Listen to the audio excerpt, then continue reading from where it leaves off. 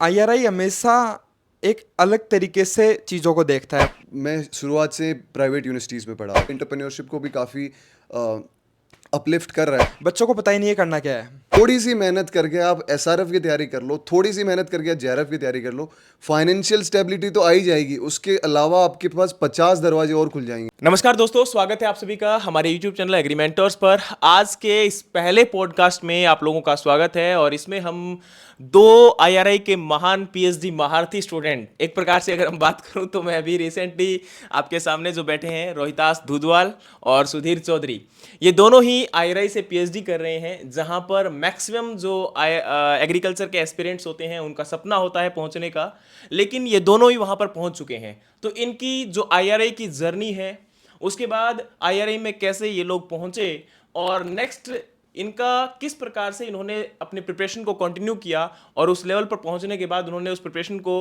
Continue भी किया और आज जो है पीएचडी के अंदर भी इन्होंने एडमिशन ले लिया है। और इन बिटवीन अगर हम बात करें तो किस प्रकार से बच्चे कहां पर लैग करते हैं जिसकी वजह से अपनी जर्नी को वो कंप्लीट नहीं कर पाते, तो ऐसी बहुत सारी बातें हैं जो इस पूरे पॉडकास्ट में आपके साथ डिस्कस की जाएंगी। लेकिन बने रहिएगा अंत तक, बहुत सारी अच्छी और इंटरेस्टिंग चीजें हैं जो आपके साथ डिस्कस की जाएंगी। तो स्वागत है अगेन आप दोनों का।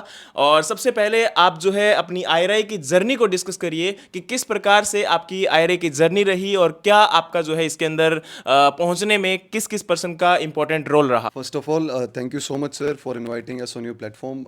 बहुत प्राउड की बात है कि हम अपना एक्सपीरियंस शेयर कर पा रहे हैं बच्चों के सामने, जो करंट एस्पिरेंट्स हैं उनके सामने। और बहुत कमेंडेबल है आपके एफर्ट्स भी उसी राइट डायरेक्शन में कि बच्चों को आप कॉन्स्टेंटली गाइड कर रहे हो। तो अगर मैं जर्नी की बात करूं तो काफ़ी सरप्राइजिंग थी और मोटिवेटिंग भी थी मेरे लिए खुद के लिए, because I come from basic agriculture background. मेरे पिताजी माताजी सारे एग्रीकल्चर बैकग्राउंड से हैं और मैं शुरुआत से प्राइवेट यूनिवर्सिटीज़ में पढ़ा हुआ था, बीएससी भी और एमएससी भी। तो वहाँ से यहाँ तक आने का जो एक बहुत बड़ी लेडर, एक बहुत बड़ा स्टेप चढ़ने को बोला जाता है, तो बहुत ही अच्छा स्टेप भी था मेरे लिए। बिकॉज यहाँ आने के बाद मेरा जो सिनेरियो है, मेरा जो परसेप्शन है चीज़ों को लेके, वो काफ़ी कुछ बदला है।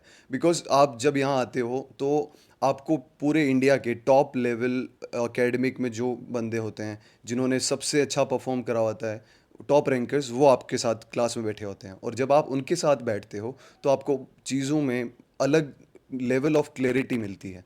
आप उनके साथ compete करने के लिए भी आपको एक अलग लेवल ऑफ आपको पढ़ाई चाहिए होती है। तो अपने आप में ये बहुत ही इंस्पायरिंग जर्नी है और मुझे ऐसा लगता है कि हर एक एग्रीकल्चर एस्पिरेंट को एक बार अपनी लाइफ में यहाँ इस लेवल तक आने का एक बार सोच रखना चाहिए, ताकि वो अपनी जो भी लाइफ में करना चाहे, डजेंट मैटर कि वो गवर्नमेंट जॉब करना चाहता है, कुछ और करना चाहता है, या रिसर्च में करना चाहता है, या एंटरप्रेन्योरशिप करना चाहता है, उसको एक बार ऐसा एक नेटवर्क में आने का अपॉर्चुनिटी मिलनी चाहिए। अगर मैं बात करूं तो जैसे आपने बताया कि इस जर्नी में इंटरेस्टिंग फैक्ट्स भी रहे, लेकिन आप मुझे एक डिफरेंस बताइए कि जैसे नॉर्मली जो एक आईआरआई यूनिवर्सिटी है और सॉरी एक जनरल यूनिवर्सिटी है और एक आईआरआई यूनिवर्सिटी है, दोनों में क्या डिफरेंस आप देख पाते हो। सर बेसिक डिफरेंस तो यही है कि आईआरआई एक डीम्ड यूनिवर्सिटी है और जो बाकी है वो स्टेट एग्रीकल्चर यूनिवर्सिटीज़ है, इसके अलावा जो भी है। और हमारे इंडिया में 3 सेंट्रल यूनिवर्सिटीज़ है एग्रीकल्चर की। तो आईआरआई की जो सबसे खास बात ये है कि एक तो ये फर्स्ट इंस्टीट्यूट है जो एस्टेब्लिश्ड हुआ था 1905 में, हमारा ये एस्टेब्लिश हुआ सबसे पहले पूसा बिहार में। उसके बाद में कुछ अर्थक्वेक की वजह से ये शिफ्ट होता है यहाँ पे दिल्ली में 1936 में। तो आईआरआई हमेशा एक अलग तरीके से चीज़ों को देखता है। मतलब एग्रीकल्चर के प्रोस्पेक्टस में बात करें ना हम, तो यहाँ पे जो साइंटिस्ट से लेके स्टूडेंट में जो इंटरेक्शन है ना, वैसा इंटरेक्शन आपको कोई सी भी यूनिवर्सिटी में देखने को नहीं मिलेगा। एकदम ओपन इंटरेक्शन। जब स्टूडेंट और टीचर के बीच में ओपन इंटरेक्शन होता है ना, तो वो चीज़ें बाहर निकल के आती है जो आनी चाहिए। जो फार्मर बेस्ड अप्रोच में यहाँ पे रिसर्च होता है, यहाँ पे जो स्टूडेंट होता है उसका भी यही लक्ष्य होता है कि वो कैसे फार्मर को बेनिफिट पहुँचाए, ज़्यादा से ज़्यादा उसका रिसर्च ऐसा हो कि वो फार्मर को फ़ायदा उससे पहुँचे। तो यही कुछ कारण है जिसकी वजह से आज आईआरआई एक ब्रांड बन चुका है एग्रीकल्चर के अंदर। इसीलिए आज एग्रीकल्चर के हर स्टूडेंट का सपना है कि मैं भी आईआरआई में जाऊं, कम से कम एक डिग्री वहां से लूं। और मैं तो ये मानता हूं कि अगर एमएससी में अगर कोई स्टूडेंट पहुंच जाता है तो उसमें से 70% फिर पीएचडी में भी आईआरआई में वो बंदा आता ही है। क्योंकि मोस्टली होता है कि अगर कई बार कुछ बच्चे स्टूडेंट जो है ना एमएससी में तो पहुंच गए, लेकिन उसके बाद में थोड़ा ध्यान नहीं देते हैं, तो एसआरएफ के पेपर में थोड़ी लापरवाही कर लेते हैं, तो कई बार नहीं हो पाता है। तो इस वजह से मतलब मैंने ऐसे कई मेरे बेसमेट्स को भी मतलब देखा है, और उससे पहले सीनियर्स को भी, कि वो गैप लेके और फिर से आईआरआई में ही आएंगे, और वो जब आईआरआई के अलावा दूसरे इंस्टीट्यूट में जाते हैं ना, तो फिर उनके सेट भी नहीं होता एक बार जो आईआरआई का इकोसिस्टम जिसने सर्वाइव कर लिया ना। तो दैट्स वाई कि यहाँ का इकोसिस्टम इतना शानदार है कि वो स्टूडेंट को ग्रो करने में, उसकी जो शार्पनेस जो उसके सब्जेक्ट में लाने में मदद करता है ना, वो बहुत ही अच्छा इन्वायरमेंट है, और यही कारण है कि आईआरआई सभी का सपना है। रोहिताज, जैसा आपने बताया कि टीचर और स्टूडेंट का इंटरेक्शन बहुत ज़रूरी है, वाकई में ये मेरा भी मानना है, क्योंकि जब तक टीचर और स्टूडेंट इंटरेक्ट ही नहीं कर पाएंगे तो एक दूसरे से सीख नहीं सकते हैं। और कहीं ना हर टीचर भी अपने आप में एक स्टूडेंट होता है, वो बहुत सारी बातों को सीखता है, क्योंकि जब टीचर से स्टूडेंट क्वेश्चन पूछते हैं तो उसके बाद कई चीज़ें ऐसी सामने निकल कर आती हैं। लेकिन जो आपने बताया कि जो माहौल है यूनिवर्सिटीज़ के अंदर, अगर हम जिस चीज़ की बात कर रहे हैं, तो वो वाकई में एक कमेंडेबल है, क्योंकि और होना भी चाहिए डेफिनेटली। और आज अगर हम बात करें तो देखो, आईआरआई एक रिनोड यूनिवर्सिटी है और अपने आप में प्राइम यूनिवर्सिटी है, और उस यूनिवर्सिटी में देखने का हर बच्चे को, खासकर एग्रीकल्चर एस्पिरेंट को, सपना देखना भी चाहिए, और ऑलमोस्ट देखते भी हैं, ये भी बात सच्चाई है, इसमें कोई बुराई नहीं है। लेकिन इस जर्नी के अंदर आप लोगों से एक क्वेश्चन जरूर पूछना चाहूँगा कि बेस्ट वे क्या है, मतलब क्या एक अप्रोच होनी चाहिए स्टूडेंट की वहां तक पहुंचने के लिए, बेस्ट वे क्या है आपका आईआरआई में एक एडमिशन लेने के लिए? काफ़ी इंटरेस्टिंग क्वेश्चन है सर, बिकॉज हर एक एस्पिरेंट चाहता है यहाँ आना, और हर एक को लगता है कि वो आ सकता है, क्योंकि एट लास्ट सिंपल सी बात है, उसको पढ़ाई करनी है। लेकिन जो चीज़ अलग बनाती है कि कौन वहाँ पहुँचता है और कौन वहाँ पहुँचने से रुक जाता है, वो है उसकी मेंटरशिप। कौन उसको मेंटरशिप प्रोवाइड करा रहा है। जैसे मैं खुद का एग्जांपल देता हूँ, मुझे आईआरआई आना था, मुझे हमेशा से सपना देखा था कि चलो मैं आईआरआई पहुँचना चाहता हूँ, लेकिन मुझे उसको compete करने के लिए मैं बहुत फॉर्चुनेट मानता हूँ अपने आप को कि मुझे एक ऐसा बैचमेट मिला था जो अभी भी मेरे पीएचडी में बैचमेट है, और मैं बहुत फॉर्चुनेट हूँ उसके लिए कि उन्होंने मेरे को शुरुआत से लेके अंत तक गाइड किया। क्योंकि एक अगर आईआरआई का स्टूडेंट आपको गाइड करता है, दैट मीन्स वो आपको एक प्रॉपर डायरेक्शन के साथ साथ कॉन्सेप्चुअल क्लैरिटी भी देता है। और मैंने ये देखा है कि जब भी मैंने डाउट पूछे हैं, वो हमेशा से बहुत ही एम्फेथाइज करके मुझे बताते थे। उनका नाम बीजन है, बीजन मंडल, वो भी पीएचडी फर्स्ट ईयर में है, और मुझे ये कह के गर्व भी होता है कि मैं आज उन्हीं के साथ पढ़ रहा हूँ जिन्होंने मेरे को आज यहाँ सीट दिलाने में बहुत ज़्यादा मदद की। तो ऐसा एनवायरनमेंट यहाँ होता है कि आप कॉम्पिटिटिव एनवायरनमेंट है, बट वो at the same time healthy environment है। आप, मुझे ऐसा लगता है, जैसा मेरा फर्स्ट सेमेस्टर कंप्लीट हुआ, मुझे ऐसा लगता है जितना मैं टीचर से सीखा हूँ ना, वो बहुत ही अपर लेवल तक। आज तक मैं, अगर मैं बीएससी और एमएससी साथ में भी मिला के दे दूँ ना, तो भी मैं एक सेमेस्टर में उतना नहीं सीखा टीचर से जितना यहाँ एक सेमेस्टर में सीख गया। लेकिन उससे ज़्यादा मैं स्टूडेंट से सीख गया यहाँ आके एक सेमेस्टर में। हमें एग्ज़ाम टाइम पे स्टूडेंट पढ़ा रहे हैं, मैं किसी को समझा रहा हूँ, वो मुझे समझा रहे हैं, तो वो जो इंटरेक्शन है ना, वो आपको लॉन्ग लास्टिंग भी होता है। और यहाँ आके इतना सारा आप सब्जेक्ट के बारे में सीखते हो, इतना ज़्यादा डिटेल में सीखते हो, और जो चीज़ें आज तक हमने पढ़ी होती है ना कि बुक्स में, जैसे IEEE में ये वो, जैसे मेरा डोमेन सोइल साइंस है, तो हम सब कुछ पढ़ते हैं, लेकिन हमें उसकी सिर्फ थ्योरी चीज़ें पता है। यहाँ आके हम उनको प्रैक्टिकल एक्सपीरियंस भी करते हैं कि हाँ, जैसे कोई भी चीज़ हो रही है तो वो कैसे हो रही है, कैसे, उसका क्या रीज़न है, हर एक चीज़ को डिटेल में पढ़ते हैं। तो इसके लिए आईआरआई में अच्छी फैसिलिटी है, और हम इसका मैक्सिमम यूज़ भी कर पा रहे हैं। लेकिन एक इसमें जो मेन क्वेश्चन था वो अभी भी रह गया है कि बेस्ट वे, जैसे रीच की अगर हम बात करें तो उसमें काफ़ी चीज़ें आ जाती है, ना कि केवल एक गाइडेंस। ठीक है, अच्छी बात है, लेकिन उसमें हम जैसे बच्चों को देखते हैं कि सर कहाँ से, किस बुक से पढूं, प्रैक्टिस क्या करूं, क्योंकि मेन चीज़ ये है ना कि जैसे अगर आपको गाइडेंस भी मिल गया तो फिर प्रैक्टिस भी इंपॉर्टेंट है और बुक्स भी इंपॉर्टेंट है। तो उसके लिए अगर हम बात करें तो एक बच्चे को किस डायरेक्शन को फॉलो करना चाहिए? एक्चुअली सर मैं खुद से ही बात स्टार्ट करता हूँ। मैंने जेआरएफ की जो प्रिपरेशन स्टार्ट की थी वो बेसिक थर्ड ईयर के लास्ट से, जो सेम था सेकंड सेम, उससे स्टार्ट की मैंने। तो जस्ट पहले तो सबसे मेन चीज़ हमारे एग्रीकल्चर सिस्टम की ये लेक करती है कि बच्चों को पता ही नहीं है करना क्या है।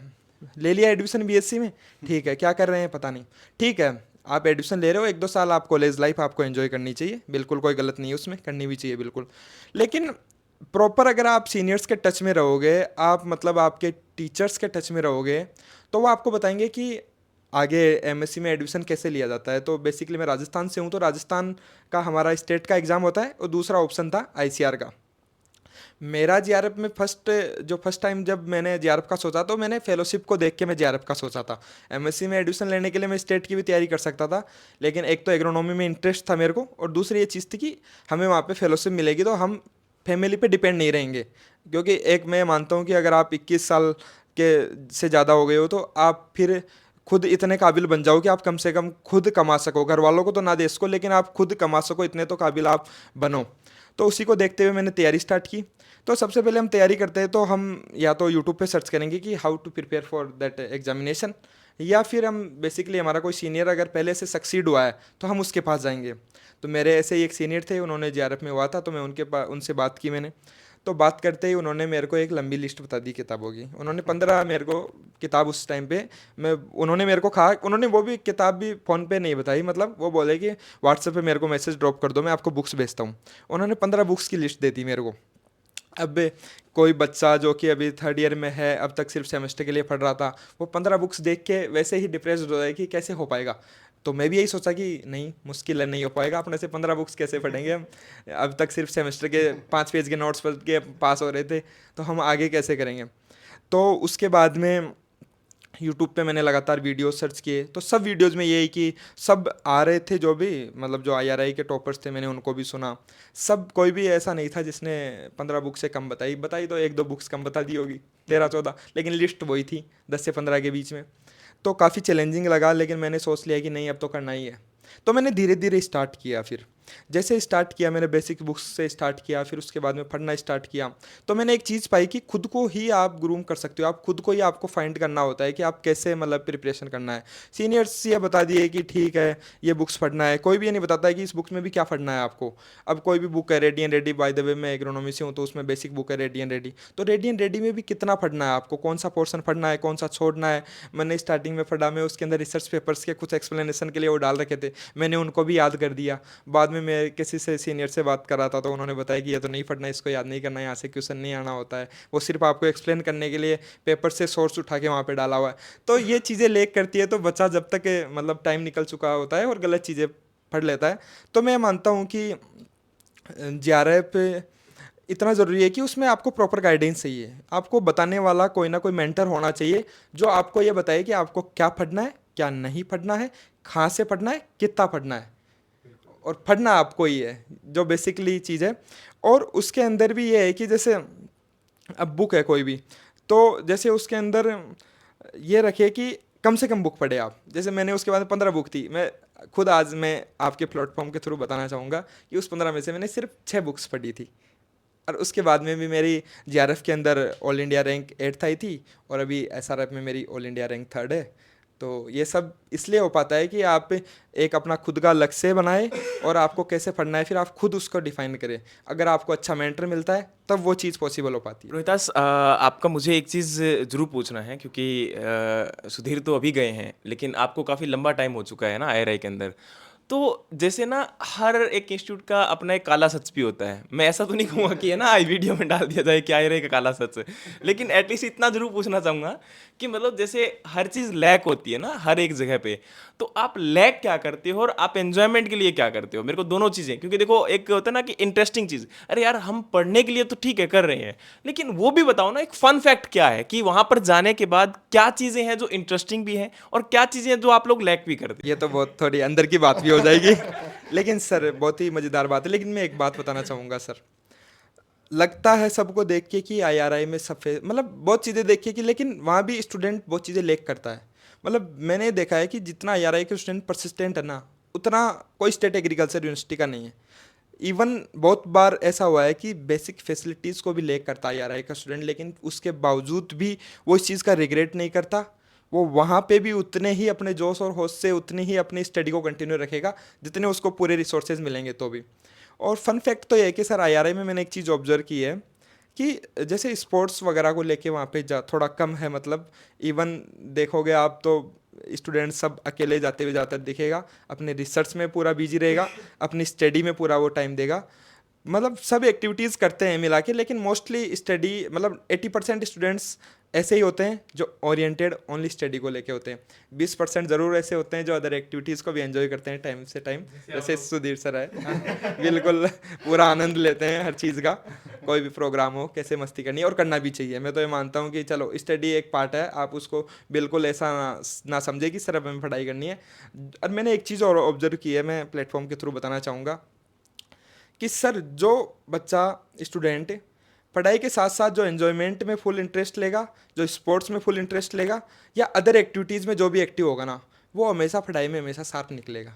आई डोंट नो वाई, लेकिन वो हमेशा हर एक्टिविटी के अंदर हमेशा आगे मिलेगा वो, क्योंकि आप स्पोर्ट्स से जुड़ेंगे हम तो वो कहीं ना कहीं हमें फिजिकली बॉडी को मेंटेन करने में मदद कर रही है, तो वो फाइनली हमारी मेंटली हमें स्ट्रॉन्ग बनाएगी। तो ये सब चीज़ें भी ज़रूरी है।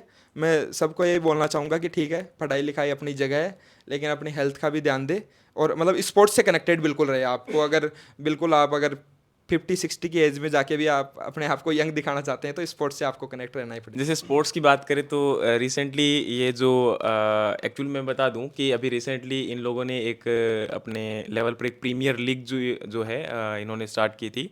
तो उस टाइम पर क्योंकि सुधीर वैसे भी कनेक्टेड थे, तो इन्होंने फ़ोन किया था, है ना। तो सुधीर एक्चुअल में इसलिए कनेक्टेड है और इसलिए वो थोड़ा सा क्योंकि बाहर से गया है ना, तो इस वजह से, है ना। तो ठीक है, ये एक लैक है तो डेफिनेटली नहीं होना चाहिए, पर वो डिपेंड आपके ऊपर करता है कि आप अगर स्टडी के साथ एंजॉयमेंट करते हो कि नहीं करते हो।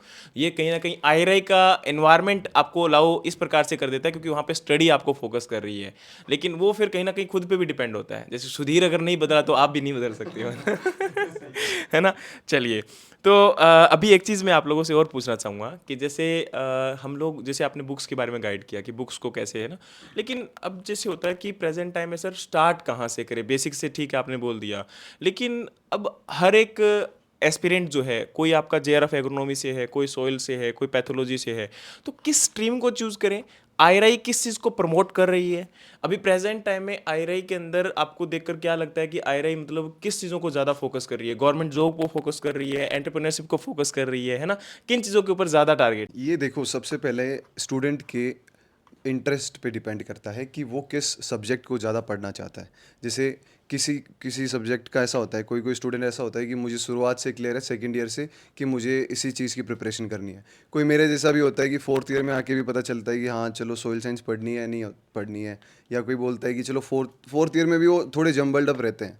तो सबसे पहले तो ये डिपेंड करता है कि उसका इंटरेस्ट क्या है। सेकेंड चीज़ वो ये भी देखता है कि आगे क्या जॉब वैकेंसीज़ हैं। सबका एक कंसर्न होता है कि गवर्नमेंट जॉब वैकेंसीज़ क्या है, और आईआरआई एक ऐसा प्लेटफॉर्म है कि आपको इतना कॉम्पिटिटिव बना देता है। कोई भी आप गवर्नमेंट एग्ज़ाम उठा के देख लो, एनी एग्ज़ाम जो सब्जेक्ट स्पेसिफिक हो चाहे स्टेट एग्ज़ाम्स हो, अगर लेट से 50 वैकेंसी है तो उसमें से 50% बेयर मिनिमम 50% आपको आईआरआई के स्टूडेंट ही मिलते हैं। चाहे आप राजस्थान का भी कोई स्टेट एग्ज़ाम ले देखो, उत्तराखंड का कोई देखो, आपको हर जगह आईआरआई के जैसे अभी मैं रिसेंट एग्जांपल देता हूँ, एसएमएस एसटीओ का एग्ज़ाम हुआ था, उसमें 50% कैंडिडेट्स आईआरआई से हैं, बाकी 50% पूरे ऑल ओवर इंडिया से हैं।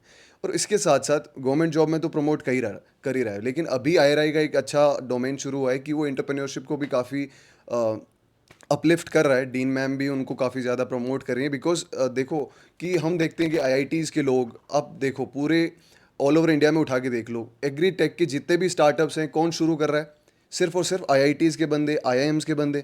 लेकिन मैं ये मानता हूँ अगर हम में दम है ना तो एग्रीकल्चर के बंदे क्यों नहीं कर सकते, और बिल्कुल कर सकते हैं। इतने सारे, मैं जब शुरुआत में, मेरा भी स्टार्टअप जर्नी रही है, मैंने भी 4 साल अपने स्टार्टअप को दिए हैं ड्यूरिंग यूजी और एमएससी शुरुआत में, और मुझे ऐसा लगता था कि अगर मुझे आईआरआई का टैग मिल गया ना तो मैं ज़मीन फाड़ दूंगा, आसमान फाड़ दूंगा, ऐसा लगता था। तो ये चीज़ यहाँ आके ऐसा लगता है चलो अगर आपको सपोर्ट करें। मैंने एक इंटरेस्टिंग फैक्ट बताता हूँ, फ्रेशर हो रहा था हमारा सोइल साइंस का, तो स्टेज पे जाके हमसे पूछ लिया कि बताओ आईआरआई की बुरी चीज़ क्या लगती है। तो मैं उस समय अवेयर नहीं था चीज़ों को लेके, तो मैं खड़ा हो गया, ऐसे बोल दिया, देखो सर अच्छी तो काफ़ी सारी चीज़ें हैं लेकिन बुरी ये चीज़ है कि यहाँ कोई एंटरप्रेन्योरशिप की बात ही नहीं करता। और बात ऐसे नहीं करता कि, फिर मैंने यही एग्जांपल दिया कि सर देखो ये मैंने इस स्टार्टअप में काम कर रखा है, इसमें कर रखा है, और सारे के सारे नॉन एग्रीकल्चर बैकग्राउंड से, और उनको एग्रीकल्चर का ए भी नहीं आता, ग्राउंड में ए भी नहीं आता। और हम जो रूरल बैकग्राउंड से आते हैं, हम जो एग्रीकल्चर की साइंटिफिक स्टडी करके आते हैं, बीएससी 4 साल रगड़ के मेहनत करते हैं, फिर 2 साल सब्जेक्ट को पढ़ते हैं, फिर पीएचडी में फिर सब्जेक्ट को और अपन पॉलिश करते हैं, हम में वो करेज ही नहीं है कि हम वो एंटरप्रेन्योरशिप का एक रास्ता चुन पाएँ। तो आईआरआई उसमें भी कोशिश कर रहा है कि बच्चे जो जिनका इंटरेस्ट है वो उस मार्केट में जाएं, एकेडमी। और एक चीज़ यहाँ पे भी और भी है कि इंडस्ट्री एकेडमी की मीट भी करवाती है आईआरआई, कि अगर आपकी कोई ऐसी रिसर्च है जो कोई इंडस्ट्री को बेनिफिट पहुंचा सकती है, कोई ऐसी है जैसे कोई प्रोसेसिंग इंडस्ट्री में हेल्प हो सकती है, कुछ जैसे मैं सॉइल साइंस की बात करूं तो कुछ ऐसे इक्विपमेंट्स बना सकते हो आप इंडस्ट्री के लिए जो रैपिड सॉइल टेस्टिंग में हेल्प कर सकते हैं, तो वैसी अपॉर्चुनिटी भी आपको मिलती है। तो ओवरऑल ग्रोथ आपको देखने को मिल जाती है। और स्टूडेंट को इन्हीं सारे फैक्टर्स पे देख के डिसाइड करना होता है कि वो कहाँ जाना चाहिए। तो ये मेरा एक सजेशन है। बिल्कुल, ये जो आपने एक एंटरप्रेन्योरशिप के अंदर थोड़ा-सा मेंशन किया, इस बात के अंदर कहीं न कहीं बिल्कुल जायज़ बात है और ये केवल यार आईआरआई के लिए नहीं बना है। ये तो मैं ये बोलूँगा कि कोई भी एग्रीकल्चर स्टूडेंट है, क्योंकि आज प्रेज़ेंट टाइम में हम जितने भी स्टार्टअप देखेंगे, बिल्कुल सुधीर ने सही बोला कि अभी रिसेंटली जितने भी आप स्टार्टअप्स को ऑब्ज़र्व करते हो, कोई बोलते हैं कि वो फ़ॉरेन से रिटर्न है, कोई बोलते हैं कि आईआईटी से है, आईआईएम से है, लेकिन हम बहुत कम स्टार्टअप्स को सुनते हैं जो कि एग्रीकल्चर बैकग्राउंड से हैं। और इवन तो मैं आपको सच्चाई ये भी बताना चाहूँगा कि बहुत कम प्रोग्रेसिव फार्मर्स ऐसे हैं जो आपके एग्रीकल्चर बैकग्राउंड से हैं, है ना? क्योंकि अब एग्रीकल्चर बैकग्राउंड होने के बावजूद भी हमारा जो है हम लोग लैग कर रहे हैं अपनी रिसर्च में, अपना जो आने वाले टाइम में एंटरप्रेन्योरशिप में, जैसे कोई कंपनी बिल्डअप करनी है या फिर आपका ऐसा कोई स्टार्टअप करना है इक्विपमेंट को लेकर, इंस्ट्रूमेंट को लेकर, है ना? या फिर प्रोसेसिंग को लेकर, है ना? तो जितनी भी चीज़ें हैं वाक़ई में हमें रिक्वायरमेंट है। जैसे आज प्रेज़ेंट टाइम में हम देख भी पा रहे हैं, एक बड़ा इश्यू भी है, मैं बहुत बार उठाता हूँ। लेकिन जैसे कि अभी स्पाइसेस को लेकर क्या हुआ कि एफडब्ल्यूएसआई ने एक रिकमेंडेशन दी कि जिसके अंदर 10 मल्टीप्लाई कर दिया है आपका, लेकिन उसमें हमारा एक रिस्पॉन्सिबिलिटी बनती है, क्योंकि हमारे देश के लोगों के लिए भी हमारी रिस्पॉन्सिबिलिटी है। फन फैक्ट तो अच्छी बात है, लेकिन कहीं ना कहीं रिस्पॉन्सिबिलिटी भी होनी चाहिए, क्योंकि अगर हर बात को इसी प्रकार से सोचा जाता, अगर भगत सिंह, राजगुरु, सुखदेव ये लोग भी अगर इस प्रकार से सोच लेते तो शायद ये सोच आती नहीं गई ना। मैं थोड़ा सा मोटिवेशन इसमें हो रहा हूँ कहीं ना कहीं, है ना, इमोशनल हो रहा हूँ, लेकिन कहीं ना कहीं ये चीज़ आ जाती है जब आपने इस चीज़ की बात की है तो रुका नहीं जाता है। चलिए, मैं मेरी बात तो बाद में करूँगा, लेकिन इन लोगों से पूछते हैं क्योंकि मेरा फिर लंबा चला जाएगा। अगर हम बात करें तो रिसेंटली आप बच्चों के लिए क्या एक मतलब अगर उनको स्टार्टअप करना, उनको अपना अगर अपना आईआरआई में जाने के लिए अगर उनको एक स्टार्ट करना हो और किस प्रकार से वो अप्रोच को चूज़ करें, कैसे वो आईआरआई को जो है पहुंच सकते हैं, वहां पर अपनी जर्नी को कंप्लीट कर सकते हैं। और कहते हैं ना कि एग्ज़ाम में जो रैंक लेके आना है वो थोड़ा सा डिफिकल्ट हो जाता है, तो उनको डिफरेंट क्या करना चाहिए? क्योंकि देखो यार, आपने जो बताया पढ़ना, चीज़ें है ना, कवर अप करना, बुक्स भी ठीक है, तो उसमें लिमिटेड पढ़ना एक मुझे समझ में आ गया, जो आपने मेंशन किया कि सर मैंने 5 से 6 किताबें पढ़ी लेकिन बहुत बार उनको रिवाइज किया, जो एक मेरे को अच्छी चीज़ लगी। तो उसके साथ आप और क्या मेंशन कर सकते? किसी भी कॉम्पिटिटिव एग्ज़ाम को फाइट करने के लिए सिर्फ एक स्टडी ऐसी चीज़ नहीं है जो कि 100% कंट्रीब्यूट करती है। मेरा पर्सनल मानना यह है कि ओनली 50% स्टडी का रोल होता है। मेरा ये मानना है कि आपका 30% ये रोल है कि आपका एटीट्यूड कैसा है, आप एग्ज़ाम्स को लेके आपकी क्वेश्चन सॉल्विंग स्किल कैसी है, वो 30% का होता है। और मैं 20% देता हूँ एग्ज़ाम के लास्ट वाले 2 दिन को। मैं पर्सनली 2 दिन को 20% इसलिए देता हूँ क्योंकि बहुत से स्टूडेंट ऐसे होते हैं, मैंने देखे हैं, मैंने मेरे नज़दीकी दोस्तों को भी देखा है और भी बहुत सारे मेरे जो जूनियर्स थे उन्होंने भी ये मेरे साथ प्रॉब्लम डिस्कस की है कि जैसे एग्ज़ाम है 2 दिन पहले, अब स्ट्रेस में आ गया, याद नहीं है। तो याद तो किसी को नहीं रहता, जब आपके सामने कोई क्वेश्चन नहीं है तो कैसे याद रहेगा आपका, बिल्कुल दिमाग ब्लैंक रहेगा, इसमें कोई नई बात नहीं है ये। तो एक्चुअली एकदम स्ट्रेस में आ जाएंगे कि क्या हो गया, अब क्या करें। अब तो वही होगा जो आपने किया है, अगर आपने मेहनत की है तो आपका रिजल्ट आएगा। अगर आपने अच्छे से किसी चीज़ को अगर पढ़ लिया तो आप उसका सॉल्यूशन वहाँ पे कर पाओगे, क्योंकि क्वेश्चन बनाने वाला भी वहीं से बना रहा है, वो कोई अलग से नहीं बना रहा। और इवन मैं मानता हूँ कि अगर बहुत अच्छे से क्लियर कर लेते हैं ना, तो क्वेश्चन बनाने वाले से आप ज़्यादा एक्सपर्ट हो वहाँ पे और आप क्वेश्चन सॉल्व कर पाओगे। बस आपको जो एग्जामिनर है ना, उसके पॉइंट ऑफ व्यू से क्वेश्चन को देखना है, कभी भी अपने पॉइंट ऑफ व्यू से मत देखो कि इस क्वेश्चन को कैसे सॉल्व करना है, ये देखो कि कैसे बनाया होगा। और हमेशा क्वेश्चन सॉल्व करने की जो स्किल है ना, मेरा मानना है कि वो बहुत ज़रूरी है स्टडी के साथ साथ, और वो आती है क्वेश्चन सॉल्व करने से। मैक्सिमम क्वेश्चन सॉल्व करो, जिस एग्ज़ाम की भी आप तैयारी कर रहे हो उसमें जितने क्वेश्चन हो सके ना उतने आप सॉल्व करो, ताकि उससे आपकी एक तो सब्जेक्ट स्ट्रॉन्ग होगी, आपको पता चलेगा आपकी क्या कमज़ोरी है, उसके अलावा आपको ये पता चलेगा कि मैं कहाँ लैग कर रहा हूँ, और आप उसको पहले ही गलती को पहले ही मतलब मॉक टेस्ट वगैरह देके या तो आप उस गलती को वहीं पे पहले ही कर दोगे ताकि आप फाइनल एग्जाम में नहीं करोगे। बहुत मैंने स्टूडेंट ऐसे देखे हैं, तैयारी कर लेंगे, पूरी पढ़ लेंगे, मैं पूछता हूँ क्वेश्चन लगाए क्या, नहीं लगाए सर, फिर कैसे होगा? क्वेश्चन आप सोल्व करो। जब आप मतलब युद्ध के लिए जा रहे हो और आपने सिर्फ हथियार को सिर्फ मतलब पहना कर लिया, आपने उसको चलाना नहीं सीखा, तो फिर क्या मतलब है? पहना करने से काम नहीं चलेगा ना, उसको चलाना भी सीखो। तो यही चीज़ है जो स्टूडेंट्स में लेक करती है, और ये इसका लेक करने का कारण ये है कि प्रॉपर गाइडेंस, मेंटरशिप नहीं मिलेगी, आपको पता ही नहीं चलेगा कि क्या करना है क्या नहीं करना है।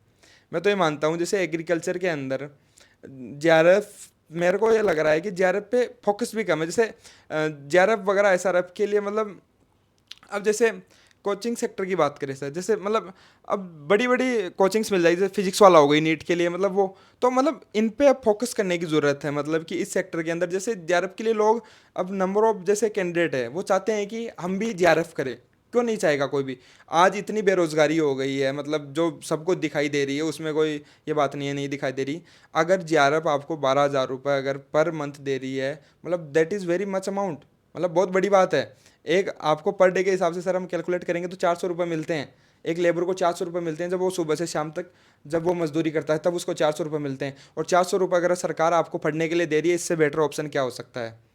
जस्ट आफ्टर बीएससी अगर आपको फेलोशिप मिल रही है, मतलब ग्रांट, मतलब वो बहुत बड़ी बात है। एसआरएफ में तो सर अभी मतलब 30,000 31,000 रुपये मिलते हैं, मतलब पर डे के 1,000 रुपये हो गए, तो मतलब ये मोर देन दैट है ना। बहुत सारे एम्प्लॉयज़ को मतलब सैलरी मिलती है मतलब 20,000 रुपये, और आपको फेलोशिप 30,000 रुपये मिल रही है, ये बहुत अच्छी बात है ना। तो जेआरएफ एसआरएफ आप बिल्कुल चूज़ करो, मतलब उस कैरियर में जाना चाहिए, और उसके लिए एक राइट पाथवे आपको फॉलो करना चाहिए कि मतलब आप किस पाथवे को आप फॉलो कर रहे हैं वो भी आपको ही चूज़ करना है। जो भी बच्चे होते हैं ना वो बड़े कंफ्यूज रहते हैं कि सर बीएससी होगी, अब तो घर वालों से प्रेशर आ रहा है, अब जॉब कर लेते हैं, सर प्राइवेट कंपनी बता दो, सर ऐसे बता दो। मेरे भी बहुत सारे दोस्त हैं जो प्राइवेट कंपनीज में लगे हैं, उनके पास डेली फ़ोन आते हैं कि सर बीएससी हो गई या एमएससी भी हो गई, अब हमें जॉब बता दो।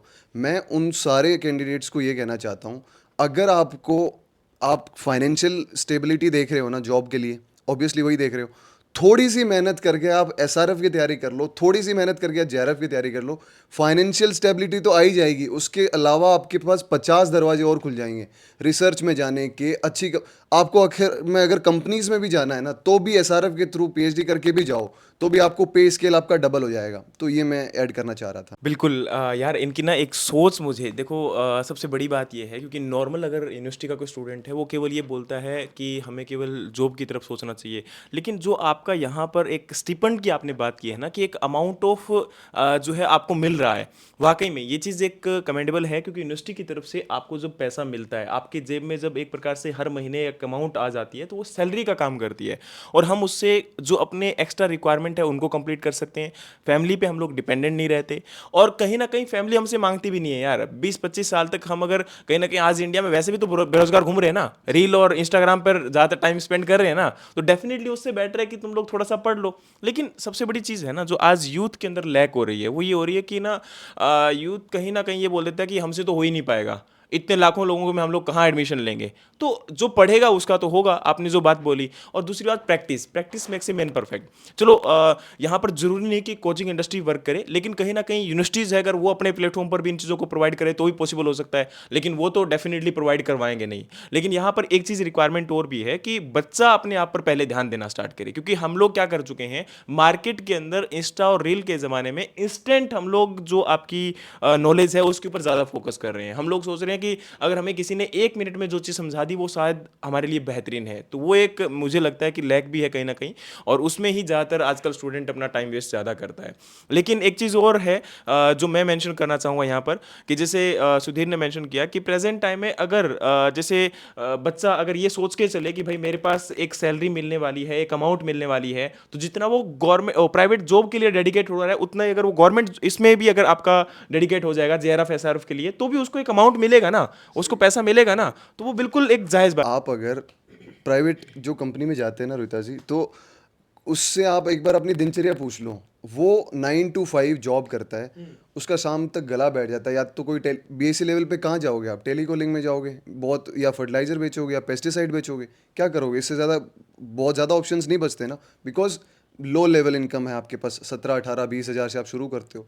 मैं वही कह रहा हूँ कि उतना मोटिवेशन से आप ये समझ लो कि उतनी अगर 9 to 5 आप इतना सीरियस होकर पढ़ाई कर लोगे ना, दुनिया की कोई ताकत नहीं रोक सकती आपको जेआरएफ और एसआरएफ क्लियर करने में। और उसके बाकी तो अच्छे इंस्टीट्यूट्स, आपको पता है कि थोड़े टाइम बाद में ना बच्चों को पता चल जाता है कि कौन सा इंस्टीट्यूट क्वालिटी प्रोवाइड करा रहा है, कौन सा इंस्टीट्यूट बस रील और क्रिंज कंटेंट पे जिंदा है। ठीक है, तो और यहाँ पे ना ये थोड़ा सा कंट्रोवर्शियल इसलिए होने वाला है क्योंकि बच्चे जो प्राइवेट जॉब की तरफ जा रहे हैं, है ना, और जो गवर्नमेंट जॉब की तरफ जा रहे हैं, और एक तीसरा यहाँ पर आईआरआई और पीएचडी का ऑप्शन अपन ने डिस्कस किया, तो ये बिल्कुल कंट्रोवर्शियल होगा। उन बच्चों के लिए कंट्रोवर्शियल होगा स्पेसिफिकली जो इसके अंदर ये मानते हैं कि भाई हम लोग कैसे ले सकते हैं एडमिशन, हम लोग तो, और वहाँ पर आईआरआई के जो बच्चे हैं वो ऑलरेडी बैठे हुए हैं, पेपर उनके अकॉर्डिंग सेट होता है। ऐसा कुछ नहीं है यार, जहाँ तक मुझे लगता है कि अब देखो आपके सामने ही है ना, सुधीर ने बीएससी जो है और एमएससी जो है दोनों एक प्रकार से प्राइवेट कॉलेज से ही किया है, और आज जो है वो आईआरआई के अंदर बैठे हुए हैं, तो प्रेजेंट टाइम वहाँ से पीएचडी चल रही है इनकी।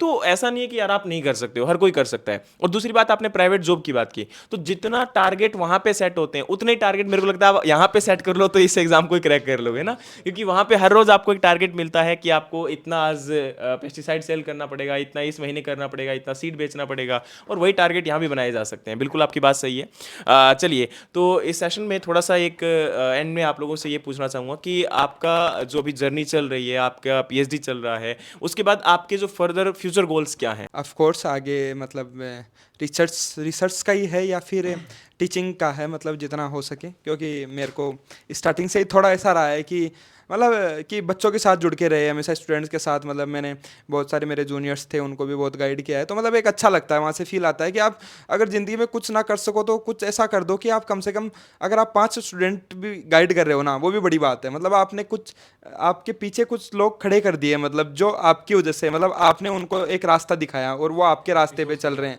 ये बहुत अच्छी बात है। मतलब इससे बड़ा मतलब जो एक होता है ना कि वो पुण्य, ये एक पुण्य का काम है। मतलब कि अगर आप किसी को गाइड कर सको कभी किसी चीज़ के लिए, तो मेनली मेरा तो लाइफ का तो गोल अब पता नहीं कब कहाँ पे चली जाए, लेकिन मोस्टली यही है कि टीचिंग फील्ड में रहने का मेरा ज़्यादा इरादा है, और इच्छा भी है कि मैं हमेशा ही टीचिंग में जुड़ा रहूं। और मैं तो ये देखता हूँ कि जब मैं 40 का हूँ तो मैं कम से कम 20 साल की उम्र में उस टाइम पे हो ना, मैं उनके साथ बैठा उठा करूँ, मतलब उनसे जुड़ा रहूँ, बस यही है। मैं तो 20 साल आगे की सोच रहा हूँ उस हिसाब से। हमेशा यंग रहने की सोच रहे हो? सर मेरा भी सिमिलर सा है कि पहले मैं काफ़ी चीज़ें सोचता था, और मुझे लगता है हर एक एस्पिरेंट सोचता है कि मुझे ये करना है वो करना है, बट एक टाइम आता है जब आप अपने आप को सरेंडर कर देते हो चीज़ों के लिए, कि जैसी लाइफ ले जा रही है ना आपको, वो सब अच्छा चल रहा है। पीछे से जहाँ से आप आए हो, आज जहाँ पे खड़े हो, कुछ ना कुछ मकसद के साथ खड़े हो, और आप आगे भी आपको लाइफ में कोई ना कोई आपकी लाइफ मकसद दे देती है। तो मैं अभी अपने आप को बस एक्सप्लोर करना चाहता हूँ कि जैसे आई एम वेरी फॉर्चुनेट कि मैं एक्सप्लोर करते करते एग्रीमेंटर्स तक आया, और एग्रीमेंटर्स ने मुझे प्लेटफॉर्म दिया, और मुझे नहीं पता था कि मेरी क्या स्किल्स है टीचिंग को लेके, बट मैं जब स्टूडेंट से सुनता हूँ आज कि उनको मेरा वे ऑफ टीचिंग अच्छा लगता है, मेरा जो जो कॉन्सेप्चुअल क्लैरिटी मैं उन तक पहुंचाता हूं वो अच्छा लगता है, और तो वो चीज़ें देख के अपने आप पे अभी मैं कुछ भी चीज़ करूंगा, लेट्स से मैं कोचिंग भी नहीं करूंगा, मैं पढ़ाई भी पढ़ाऊंगा नहीं किसी को, कोई भी फील्ड में जाऊंगा तो मैं वो कॉन्फिडेंस कैरी करके जाऊंगा। और वही मेरे अभी सोच है कि ऐसे ही मैं एक्सप्लोर करूं अपने आप को, मैं अभी सब्जेक्ट पे फोकस करूं, और देखते हैं लाइफ के अपने प्लान्स हैं, वो कहीं ना कहीं तो आपको अच्छी जगह छोड़ेगी, दैट्स ऑल। ठीक है, एक्चुअल में देखिए यहाँ पर इन दोनों ने एक चीज़ बीच में छोड़ दी है, मतलब लास्ट में ना एंड पॉइंट उन्होंने कहीं रिलीज नहीं किया है अपना। ठीक है, मतलब ये एक आयरई से आपको सीखने को मिलेगा डेफिनेटली, जो मैंने ऑब्जर्व किया, मुझे नहीं पता कि आप क्या ऑडियंस ऑब्जर्व करती है, लेकिन इन्होंने कहीं भी अपने आप को लास्ट में एक्सपोज नहीं किया कि हम क्या करना चाहते हैं। तो ये एक हिडन पॉइंट है जो आयरई वाले रखते हैं, तो डेफिनेटली वहाँ पहुँचने के बाद आप ऑब्जर्व कर पाओगे कि ये क्या करते हैं। लेकिन चलिए, अच्छा रहा आपके साथ सेशन, और थैंक यू सो मच कि आप लोग यहाँ पर पहुँचे और इस प्लेटफॉर्म के अंदर इन बच्चों को गाइड किया।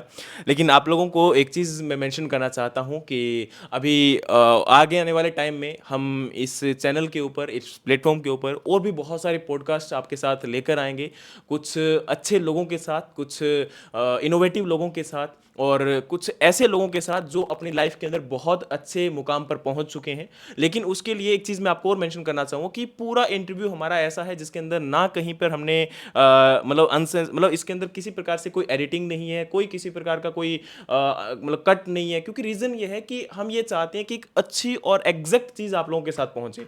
और हमने किसी प्रकार से भी इन क्वेश्चंस को तैयार नहीं किया, और जो जनरल मन में आया, जिस प्रकार से अपने मन में जो बात लगी, उसको एक्सप्लोर करने की कोशिश की है। और आने वाले टाइम में और भी इसी प्रकार के सेशंस आपको प्रोवाइड करवाएंगे, लेकिन इसके लिए आप हमारे यूट्यूब चैनल पर बने रहिएगा। अगेन आप लोगों का बहुत बहुत धन्यवाद कि आप हमारे साथ प्लेटफॉर्म पर जुड़े। Thank you so much, have a great day. जय हिंद, जय भारत।